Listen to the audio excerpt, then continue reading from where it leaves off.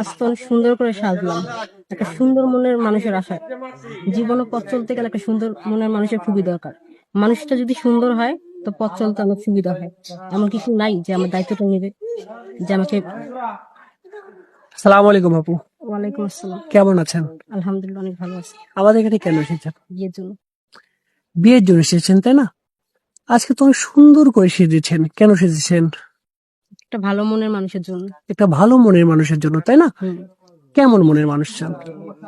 যেমন তার ভিতরে কোনো অহংকার থাকবে না, সে আমাকে বিনা স্বার্থে ভালোবাসবে। তার বয়স যদি বেশি হয় বা তার ঘরে বউ বাচ্চা বা সে প্রবাসে থাকে এমন ভাই যদি দায়িত্ব নিতে চায়? সমস্যা নাই, সে যদি আমাকে ভালোবাসে তাতেই হবে, বয়সটা কোনো বিষয় না। বিয়ের পরে প্রতারণা করবেন না তো? কেন প্রতারণা করবো? হাতে পায়ে কোনো সমস্যা নাই তো তাই না? আপু আপনার নাম? শেফালি। আপনার দেশের বাড়ি? বরিশাল। আপনার ফ্যামিলিতে কি কে আছে? বাবা আছে, সৎ মা আছে, 2টা বোন আছে। আপনার বয়স? 23 বছর। আপনি পড়াশোনা করেছেন কতটুকু? ক্লাস 10 পর্যন্ত।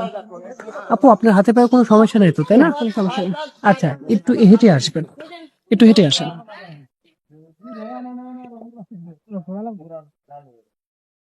দেখতেই পাচ্ছেন দর্শক যে হাতে পায়ে কোনো সমস্যা নাই। যদি কোনো ভাই আপুটির দায়িত্ব, স্ক্রিনের উপর একটা নাম্বার দেখতে পাচ্ছেন, নাম্বারে হোয়াটসঅ্যাপ ইমো দুটোই আছে। যদি কোনো ভাই আপুটির দায়িত্ব নিতে চান, আপনারা একটা ছবি স্ক্রিনশট করে আমাদেরকে পাঠিয়ে দিবেন, আমরা আপুটির সাথে যোগাযোগ করিয়ে দেবো। আপু নামাজ পড়া হয়? হ্যাঁ ভাই, নামাজ পড়ো। ঠিক আছে আপু, ভালো থাকবেন। আসসালাম। ওয়ালাইকুম আসসালাম।